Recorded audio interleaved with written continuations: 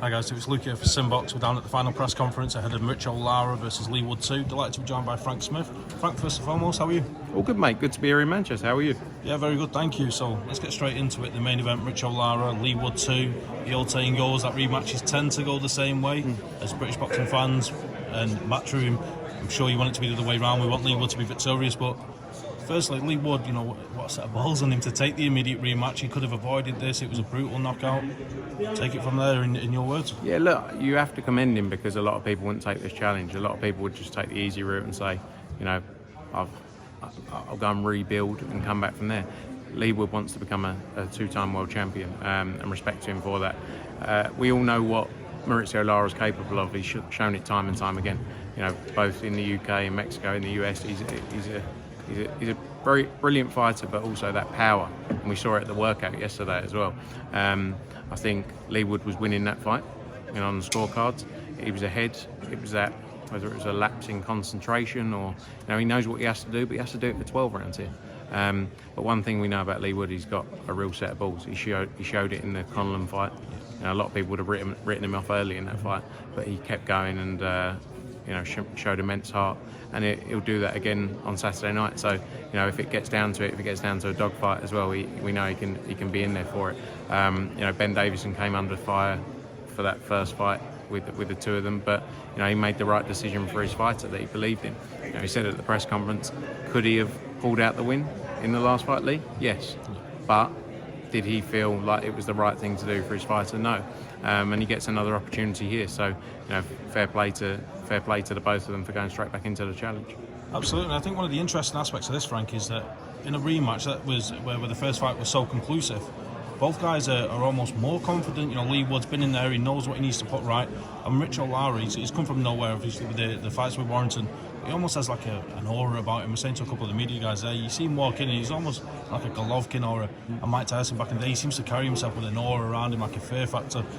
And I think that's a really interesting aspect to this fight, that it's an immediate rematch. It's so soon after. It feels like 5 minutes ago that they fought the first time. So I think this makes, I mean, you might have a different opinion, but it makes for an even more exciting fight the second time around. Yeah, 100%. Like I say, Leigh Wood knows what, and you said, knows what he needs to do and go in there and do for 12 rounds here. You know, Leigh Wood's a brilliant fighter. He's shown that. He showed that in the Michael Conlon fight as well. But I think Lara has got something that calm, composed. You know, he's never been fazed by anything. You know, ever since we worked with him now for a few years. You know, going all the way back to that Josh Warrington when he said he was going to shock everyone, and he did. So, you know, I think we're in for an interesting fight because, like you say, both of them very confident and feel that they've got the upper hand here. Absolutely. And just a quick look at the undercard.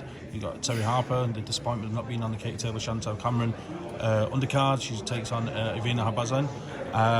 How important was that for Terry Harper to be able to get a fight date so soon? I mean, literally 7 days after the disappointment of being pulled off the Katie Taylor undercard. Yeah, that was the key for us. Obviously, she was supposed to originally fight end of April. We were supposed to do Dalton Smith, Sam Maxwell. That got delayed.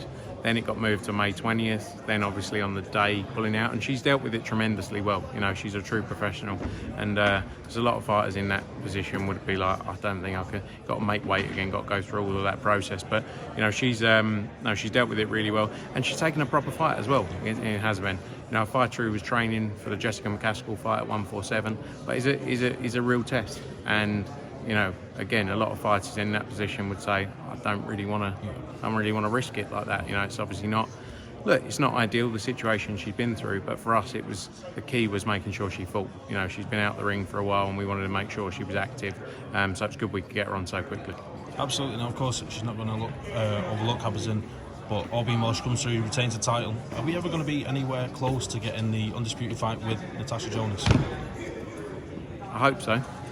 I don't know. Look, we made a massive play for it. Made a big offer for that fight. It was a shame that it didn't really get entertained. I don't know whether that was politics or, you know, whether it was people standing in the way of it. I don't really know. But we want to make the best fights out there. That would have been a great fight.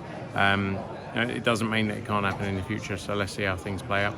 And also on the undercard, the debut of William Crawler, his older brother Anthony Crawler, world title fights galore at the Manchester Arena. He was a great seventh from Matchroom, from Manchester Boxing.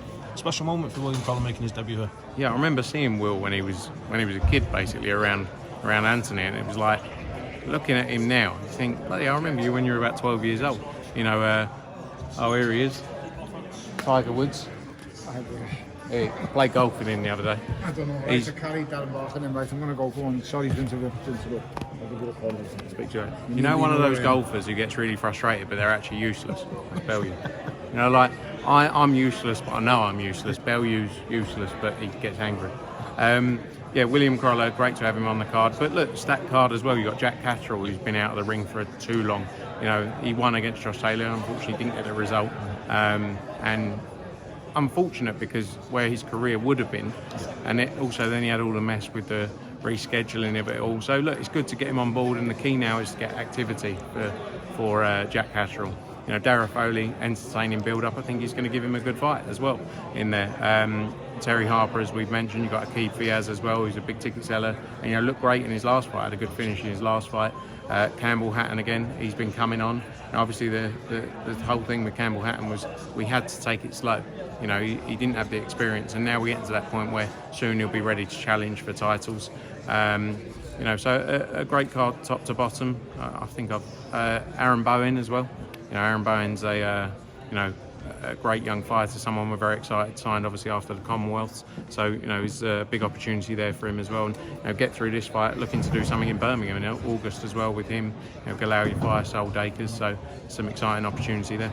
Absolutely. And just before we close off, just a word on last weekend, a special moment in Dublin for Katie Taylor. And speaking of rematches, could the potential there for the rematch for Katie Taylor and Chantelle Cameron, is that something we can expect next? Yeah, look, special night in Dublin. It lived up to everything we said it would and believed it would be. The rematch, obviously, knowing Katie Taylor, I think that's what she'll want.